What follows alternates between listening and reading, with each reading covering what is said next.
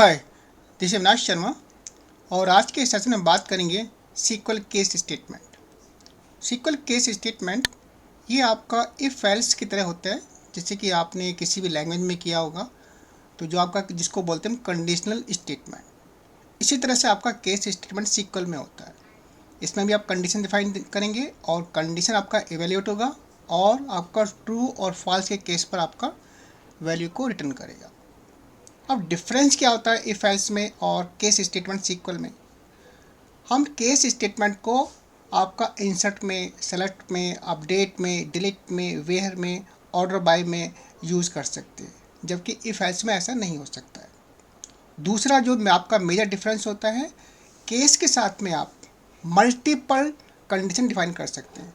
जैसे कि आप सिंटेक्स में देख सकते हैं यहाँ पर केस एक्सप्रेशन, देन पहली कंडीशन, दूसरी कंडीशन और तीसरी कंडीशन। और अब देखते हैं केस स्टेटमेंट को सीक्वल सर्वर पर कैसे यूज़ कर सकते हैं। सबसे पहले देखते हैं सेलेक्ट स्टेटमेंट में कैसे यूज़ करते हैं। हमारे पास एक टेबल है जिसका नाम है स्टूडेंट 2। हम इसमें कुछ डेटा चेक करते हैं। यहाँ पर हमारे पास रोल नंबर है, स्टूडेंट का नाम है, सिटी है और मार्क्स हैं इंग्लिश, मैथ, साइंस और इसका जेंडर है मेल फीमेल। अब सपोज मुझे यहाँ पर मार्क्स के टोटल के बेस पर स्टूडेंट को उनका ग्रेड असाइन करना है, यानी कि आपका हर स्टूडेंट का ग्रेड आपका वेरी करेगा उसके टोटल के ऊपर, यानी कंडीशन लगेगी। हम कंडीशन में क्या क्राइटेरिया डिफाइन करेंगे? अगर किसी का टोटल आपका 100 ग्रेटर देन 150 है तो ग्रेड ए, और आपका 100 से लेकर 150 है तो ग्रेड बी। इस तरह से हम क्राइटेरिया बनाएंगे और उसके लिए हम या तो इफ एल्स यूज़ कर सकते हैं या फिर केस स्टेटमेंट। लेकिन इफ एल्स को हम सेलेक्ट में यूज़ नहीं कर सकते, तो यहाँ पर हम यूज़ करेंगे सेलेक्ट स्टेटमेंट। तो उसके लिए सबसे पहले हम यहाँ पर एक कॉलम का नाम, जैसे कि सपोज मैंने कहा स्टूडेंट ग्रेड और equal to, then case statement.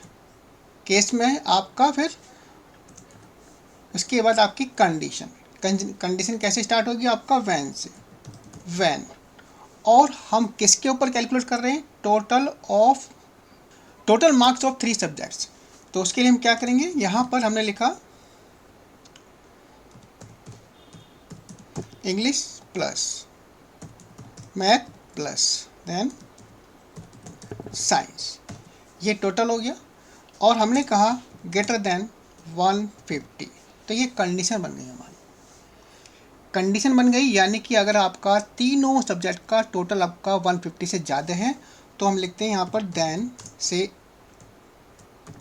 Grade A, यानी कि आपका जो ए रिटर्न होगा अगर ये कंडीशन हमारी ट्रू है, और ए असाइन हो जाएगा इस कॉलम के अंदर। ये आपका एक नया कॉलम जनरेट होगा केवल डिस्प्ले के लिए। उसके बाद हम यहाँ पर सेकेंड कंडीशन दे सकते हैं, van.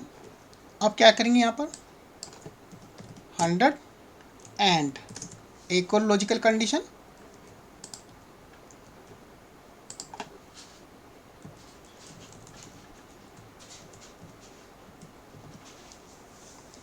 Less than equal to 150। तो हमारा ग्रेड हो गया देन बी। और अगर हमारा ये कंडीशन आपकी अगर फॉल्स है तो वो ये कंडीशन चेक करेगा, अगर ये भी फॉल्स है 100। देन एल्स के केस में, यानी कि अगर आपकी कोई भी कंडीशन आपकी ट्रू नहीं होती है तो एल्स में चलेगा, एल्स में जो फेल। और जब आपने केस स्टार्ट किया है तो उसको क्लोज करना भी ज़रूरी है, उसके लिए होता है आपका एंड। तो चलिए अब हम इसको एग्जीक्यूट करते हैं। जैसे कि आप देख सकते हैं सेलेक्ट स्टेट में एक और नया कॉलम आपका क्रिएट हो गया जिसका नाम था स्टूडेंट ग्रेड, वो यहाँ पर ग्रेड हो गया। अब ग्रेड के अंदर हमारे पास ग्रेड असाइन हो गया, लेकिन ये प्रोसेस कैसे हुआ? सेलेक्ट स्टेटमेंट क्या करता है? आप जिस टेबल से डेटा को फैच कर रहे हैं वो आपका हर रो को फैच करता है, और सेलेक्ट स्टेटमेंट आपका हर रो को प्रोसेस कर रहा है। यानी कि जब फर्स्ट रो आएगी, यानी कि जोन के लिए तीनों सब्जेक्ट्स का टोटल निकालेगा, चेक करेगा क्या आपका 150 से ज़्यादा है अगर कंडीशन आपकी ट्रू है तो ए असाइन हो गया। ये कंडीशन फॉल्स है तो सेकेंड कंडीशन चेक करेगा कि टोटल आपका ग्रेटर देन आपका 100 है और ये आपका लेस देन 150 है, तो आपका बी। और अगर ये भी फॉल्स है तो तीसरी कंडीशन। और अगर आपकी तीनों ही कंडीशन फॉल्स है तो आपका एल से केस में फेल हो जाएगा। तो ये हर एक रो के लिए ऐसा हो रहा है, यानी कि हर एक रो के लिए इंग्लिश मैथ साइंस का टोटल करके आपका कंडीशन के बेस पर आपका ग्रेड असाइन हो रहा है। जैसे कि आप देख सकते हैं आपका सी है, फेल है, बी है, बी है। तो इस तरह से आप सेलेक्ट स्टेटमेंट के अंदर केस स्टेटमेंट को यूज कर सकते हैं। और अब देखते हैं केस स्टेटमेंट अपडेट स्टेटमेंट के अंदर कैसे यूज कर सकते हैं। सबसे पहले हम टेबल चेक करते हैं। यहाँ पर मैंने एक नया कॉलम ऐड किया हुआ है जिसका नाम है ग्रेड, और इसमें सारी वैल्यू आपकी नल है। तो मुझे क्या करना है, क्राइटेरिया सेम है, यानी कि हर स्टूडेंट के टोटल के बेस पर मुझे एक ग्रेड असाइन करना है और टेबल के कॉलम को अपडेट करना है। इससे पहले जो हमने सेलेक्ट स्टेटमेंट किया था उसमें केवल डिस्प्ले के लिए किया था। अब हम क्या करेंगे, अपडेट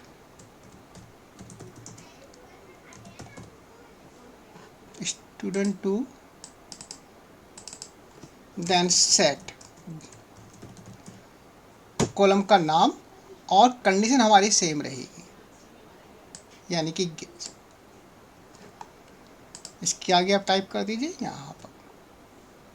तो आप देखिए आपका अपडेट टेबल का नाम और कॉलम का नाम ग्रेड, यानी कि जिसमें नल वैल्यू है, और उसके बाद कंडीशन में इनके साथ में। तो इसको एग्जीक्यूट करते हैं। अब फिर से हम टेबल को चेक करते हैं। तो आप देखेंगे अब कॉलम के अंदर आपका वो वैल्यू अपडेट हो गई है, यानी grade C, fail, B B. तो इस तरह से हम केस स्टेटमेंट को अपडेट के अंदर यूज कर सकते हैं। और अब देखते हैं कि इंसर्ट के साथ में केस स्टेटमेंट को हम कैसे यूज कर सकते हैं। सबसे पहले हम डेटा चेक करते हैं। डेटा हमारे पास आप देखेंगे कि हमारे पास 10 रिकॉर्ड है, 10 रिकॉर्ड्स। उसके बाद मैंने एक वेरिएबल डिक्लेयर किया है जेंडर, और उसमें 1 को असाइन कर दिया है। इंसर्ट के केस में मुझे मेरे roll number, name, city, English, math, science और जेंडर। यहाँ पर मैंने क्या किया, आपका रोल नंबर और डिटेल्स, उसके बाद जेंडर में आपका ये वेरिएबल दे दिया, यानी कि 1। अगर मैं इसको आपको एग्जीक्यूट करता हूँ और डेटा चेक करता हूँ तो आप देखेंगे यहाँ पर जेंडर के अंदर आपका 1 इंसर्ट हो गया है। लेकिन मेरा क्राइटेरिया ये है कि इसमें केवल एम और एफ ही आना चाहिए। तो यहाँ पर मैं क्या कर सकता हूँ, यहाँ पर केस स्टेटमेंट लगा सकता हूँ कि अगर 1 पास किया है तो एम हो जाए, और अगर 0 पास किया यानी कि अदर देन 1 है तो आपका एफ हो जाए। कैसे, case when gender equal to 1 then male, else then eight. तो इस तरह से हमने केस स्टेटमेंट को अप्लाई कर दिया। अब मैं फिर से इसको सपोज चेंज कर देता हूँ से 26, और मैं इसको अप्लाई करता हूँ। एग्जीक्यूट चेक करते हैं। अब मैंने 1 पास किया था, और 1 के केस में क्या आना चाहिए मेरे पास, एम, यानी कि रोल नंबर आपका 26 में क्या आ गया हमारा, एम। और अगर आप 0 देते तो आपका एल्स वाला केस यानी कि एफ हो जाता। तो इस तरह से आप इंसर्ट के साथ में आप केस स्टेटमेंट को यूज कर सकते हैं। और अब देखते हैं ऑर्डर बाय क्लॉज में केस स्टेटमेंट कैसे यूज कर सकते हैं। हम डेटा चेक करते हैं यहाँ पर, और मैंने कहा यहाँ पर ऑर्डर बाय से सिटी, देन सिटी से आपका ये आपका शॉर्ट हो गया।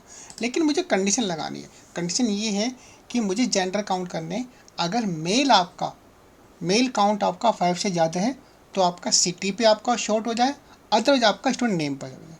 तो उसके लिए आप क्या करेंगे, ऑर्डर बाय देन केस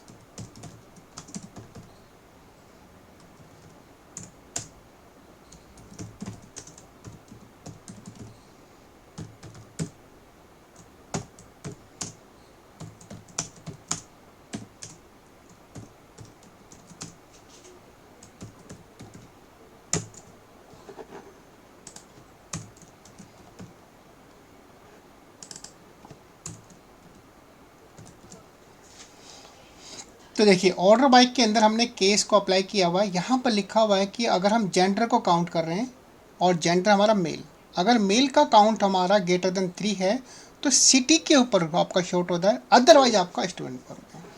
तो यहाँ पर मेल आपका 3 से ज़्यादा है, मैं इसको एग्जीक्यूट करता हूँ तो देखिए आपका यानी कि सिटी के ऊपर आपका ये शॉर्ट हो गया।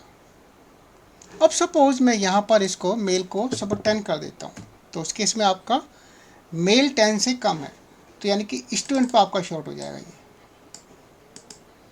तो देखिए BDJ। तो इस तरह से आप ऑर्डर बाय में भी आपको केस स्टेटमेंट को यूज़ कर सकते। So guys, this was all about the case statement in SQL server. I hope आपको अच्छा लगा होगा। Thanks for watching the video.